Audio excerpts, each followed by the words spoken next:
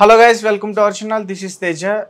అయితే చంద్రబాబు నాయుడు గారు ఖచ్చితంగా గెలవబోతున్నారు. కూటమి ఖచ్చితంగా విజయం సాధిస్తుంది. అలాగే 9వ తారీఖు అమరావతిలో ప్రమాణ స్వీకారం ఉంటుంది. ప్రమాణ స్వీకారం రోజున బాబు గారు చేసే మొట్టమొదటి ఫైల్ మీద సంతకం ఇదే అని చెప్పి ఒకటి వైరల్ అవుతుంది. మరి ఆ సంతకం ఏంటి, దేని మీద చేస్తున్నారు, ఇవన్నీ కూడా మనం పూర్తిగా తెలుసుకునే ప్రయత్నం చేద్దాం. సో ఇదే విషయాన్ని మనతో పాటు డిస్కస్ చేయడానికి ప్రముఖ సీనియర్ జర్నలిస్ట్ దుర్గా గారు ఉన్నారు. ఆమెను అడిగే ప్రయత్నం చేద్దాం. నమస్తే మేడం. నమస్తే. సో మెగా డిఎస్సి అని చెప్పేసి నేను విన్నాను. మొదటి సంతకం అది అవునా కాదా? ఎందుకంటే కూటమితో ఒక సూపర్ 6 అని 6 పథకాలు వచ్చాయి. వాటిని కూడా ముందుకు తీసుకెళ్లాల్సిన బాధ్యత ఉంది కదా. సో అంటే మరి దేని మీద చేయబోతున్నారు మొదటి సంతకం? ఆయన చేవరాలు పెట్టబోయేది మెగా డిఎస్సి, అందులో సందేహమే లేదు. మీకు ఆయన మాట ఇచ్చారు, ప్రజలకి, యువతకి ఇచ్చారు. ఇవాళ యువత పోలింగ్ మీరు తీసుకుంటే యువత ఎక్కువ శాతం తెలుగుదేశం కూటమికి వేసింది, చంద్రబాబు నాయుడు గారిని నమ్ముకుని వేసింది. నిన్న అదే కదా ఇండియా టుడే చెప్పింది వాళ్ళ సర్వేలో. యువత ఎక్కువ శాతం వీళ్ళు అనుకుంటున్నారు వైసీపీ వాళ్ళు మాకు వేశారని. వాళ్ళు అసలు వెయ్యలేదు, వాళ్ళు తెలుగుదేశం కూటమికే వేశారు. కారణం వాళ్ళు అభివృద్ధి కోరుకుంటున్నారు, వాళ్ళకి ఉపాధి కోరుకుంటున్నారు. వాళ్ళు ఉపాధి ఎప్పుడైతే లేదో వాళ్ళు విసిగిపోయారు 5 ఏళ్లలో. సో ఇప్పుడు వాళ్ళకి భవిష్యత్తు ముఖ్యం. భవిష్యత్ అంటే వాళ్ళకి చంద్రబాబు నాయుడే. కాబట్టి చంద్రబాబు నాయుడికే వేశారు అని నిన్న రాత్రి ఇండియా టుడే సర్వే మనకి చెప్పింది. మనం అంతకుముందు చాలాసార్లు చెప్పుకున్నాం. ఇండియా టుడే సర్వే చెప్పక్కల్లా, మనకి ప్రజానాడు తెలుసు కాబట్టి మనం కూడా మాట్లాడుకున్నాం. కాకపోతే ఏంటంటే ఆయన ఇంకొక విషయం ఏంటంటే ఆయన మర్చిపోకుండా ఉండాల్సింది, ఆయన ముఖ్యంగా చేయాల్సింది, ప్రజలు కోరుకుంటున్నది, తెలుగుదేశం తమ్ముళ్ళు కావచ్చు, కార్యకర్తలు కావచ్చు కోరుకుంటున్నది ఏంటంటే ఆ 53 రోజులు. ఆ 53 రోజులు ఆయన మర్చిపోకూడదు. ఆ 53 రోజులకి ఆయన రివెంజ్ తీసుకోవాలి. ఇప్పుడు మన ఈయనెవరు లోకేష్ గారు రెడ్ బుక్ పెట్టుకున్నారు కదా. సో రెడ్ బుక్లో ఆయన అమలుపరిచినట్టే ఈయన 53 రోజుల్లో ఆయన పడ్డ వేదనకి, ఆయన భార్యని అసెంబ్లీలో అన్న మాటలకి ఆయన తప్పకుండా దానికి రివెంజ్ తీసుకోవాలని ప్రతి ఒక్కళ్ళు కోరుకుంటున్నారు. రివెంజ్ అంటే ఎవరిని చంపడాలు కొట్టడాలు అక్కర్లా, అలా చెయ్యం మనం. కాకపోతే ఏంటంటే వాళ్ళు చేయాల్సింది వాళ్ళ మీద చర్యలు అయితే తీసుకోవాలి, ఎవరిని వదిలిపెట్టకూడదు. అంటే ఫ్యూచర్లో ఏ ఒక్క మహిళని ఎవరూ కూడా కించపరచకూడదు.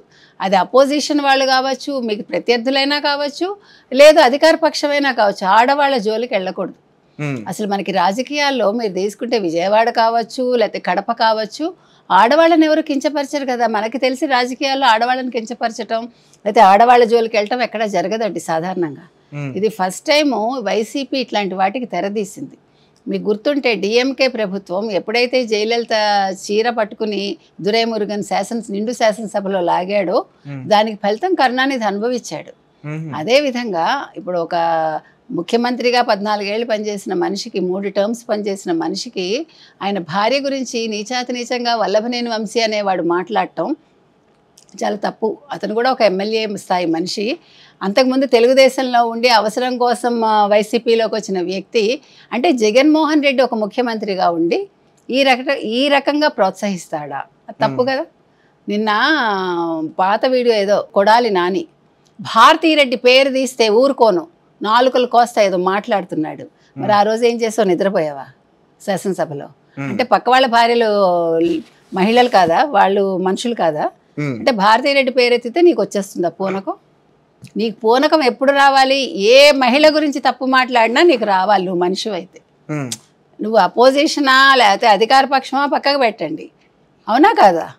సో ఇది మర్చిపోకూడదు బాబుగారు. బాబుగారు ఈసారి కొంచెం మారతారని అందరూ ఆశిస్తున్నారు. దానికి కారణం ఏంటంటే పరిస్థితులు మారాయి మనకి. ఇప్పుడు మనం కొత్త యుగంలో ఉన్నాం.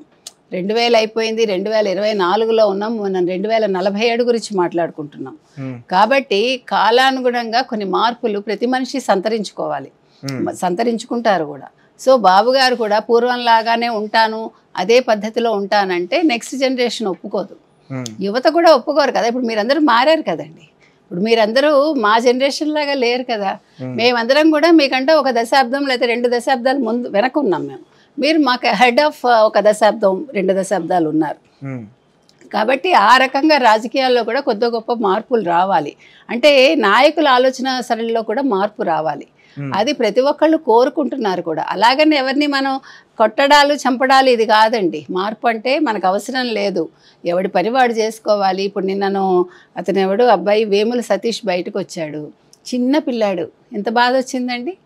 అంటే మీ అవసరాల కోసం దళిత పిల్లల్ని ఇలా వాడేసుకుంటారా?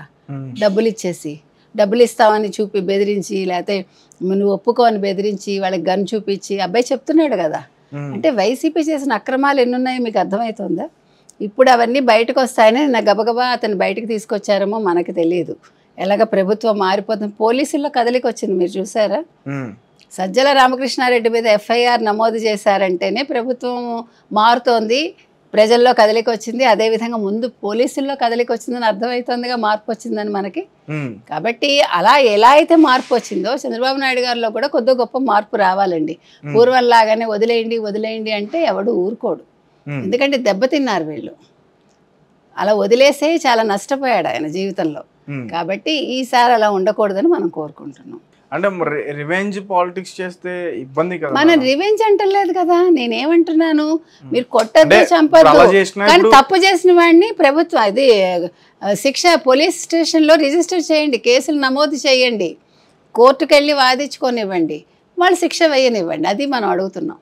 అంటే శిక్షలు పడకుండా వదలద్దు, మనం ఎవరిని చంపద్దు, ముట్టుకోవద్దు, ఎవడి మీద చేయి వేయద్దు, కానీ దాన్ని ఎలా అనాలి, కరెక్ట్ వేలో వాటిని మనం నమోదు చేయాలి అంటున్నాం. అంటే చంద్రబాబు నాయుడు గారి కన్నా పవన్ కళ్యాణ్ గారు దీన్ని ముందు నడిపిస్తారేమో నాకు అనిపిస్తుంది. ఎందుకంటే ఒక మాట వినిపిస్తుంది బయట, హోంశాఖ ఆయన చేయబోతున్నట్లు. సో దాని గురించి ఆయనకి ఇస్తే బాగుంటుంది, హోంశాఖ ఆయనకి ఇస్తే కరెక్ట్గా ఎక్కడ వాళ్ళని అక్కడ పెడతాడు ఆయన. ఎందుకంటే మేడం పవన్ కళ్యాణ్ గారు తండ్రి గారు ఆయన ఒక కానిస్టేబుల్, దాని తర్వాత వచ్చారు. ఇప్పుడు ఆ డిపార్ట్మెంట్కి ఆయన హెడ్గా ఉంటే నిజానికి చాలా ఇదేమో అనిపిస్తుంది. లేదు, అది మంచి ఆలోచనేనండి, చాలా మందికి ఉంది అది. డిప్యూటీ సీఎం చేయాలి, ఇది హోంశాఖ ఇవ్వాలి అని చాలా వినిపిస్తోంది మనకి. నిజంగా హోంశాఖ ఇచ్చినా కూడా చాలా బాగా చేస్తారు ఆయన.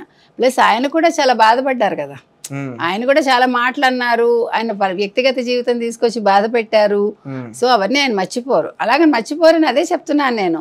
ఇప్పుడు కక్షలు కార్పణ్యాలు కాదండి ఇక్కడ, కాకపోతే వాళ్ళ నువ్వు ఇలా కాదు మాట్లాడాల్సింది, నువ్వు ఇలా కాదు ఉండాలని ఎదురువాడికి తెలియజెప్పాలి. మనం నువ్వు ఒక సంస్కారవంతమైన మనిషిగా ఉండు అనేది వాళ్ళకి తెలియజెప్పాలి. అది ఏ మార్గం అనేది నాకు తెలియదు, అది వాళ్ళు ఆలోచించుకుని వాళ్ళు చేయాలి. కాకపోతే ఏంటంటే మీరు చెప్పినట్టు ఒకవేళ పవన్ కళ్యాణ్ గారు హోంశాఖ తీసుకుంటే మాత్రం లా అండ్ ఆర్డర్ చాలా సక్రమంగా ఉంటుంది, చాలా చక్కగా కూడా ఉంటుంది. రాష్ట్రంలో ఎటువంటి అల్లర్లు అయితే ఉండవు. మళ్ళీ మనం పాత ఆంధ్రప్రదేశ్ని చూస్తాము, ధైర్యంగా మనం ఆంధ్రప్రదేశ్ నుంచి వచ్చామని చెప్పుకునే స్థితిలో ఉంటాం మనం. మరి సూపర్ 6 పరిస్థితి ఏంటి? సూపర్ 6 కూడా ఇంప్లిమెంట్ చేస్తారండి, దాని గురించి ఏం డౌట్ లేదు. వాళ్ళు ప్రకటించినప్పుడు ఇప్పుడు ఏదో సజ్జల గారు ఇవన్నీ జరగని హామీలు, వీళ్ళు ఎలా చేస్తారు, అదంతా జరిగే పని కాదు, ఎలా కుదురుతుంది, ఇంత డబ్బు ఎలా తీసుకొస్తారు, మా వల్లే కాలేదని మాట్లాడాడు ఆయన. అందుకనే మేము వాళ్ళని చూసి వాత పెట్టుకోలేదు. మా నవరత్నాలు కూడా, వాళ్ళే నవరత్నాలు కూడా పెద్దగా మార్పులు చేర్పులు చేయలేదు కదా. ఎప్పుడో 2 ఏళ్ల తర్వాత మీకు 250 పెంచుతాం, ఇంకో 2 సంవత్సరాల తర్వాత 250 పెంచుతాం ఏదో చెప్పారు వాళ్ళు. కానీ అది కాదండి, చంద్రబాబు నాయుడు గారి దగ్గర ప్లాన్ ఉంది, ప్లాన్ ఏ ప్లాన్ బీలు అన్నీ ఉన్నాయి ఆయన దగ్గర. సో దాని ప్రకారం ఆయన వెంటనే ఇంప్లిమెంట్ అయితే చేస్తారు. దానికి సంపద ఎలా పెంచాలి కూడా ఆయన ప్లాన్స్లోనే ఉన్నారు. కాబట్టి రాష్ట్రం అయితే ఆర్థికంగా పుంజుకుంటుందనే ధైర్యం అయితే అందరిలోనూ ఉంది. మనం మళ్ళా నెంబర్ 1 స్థాయికి వస్తాం. Okay madam, thank you so much.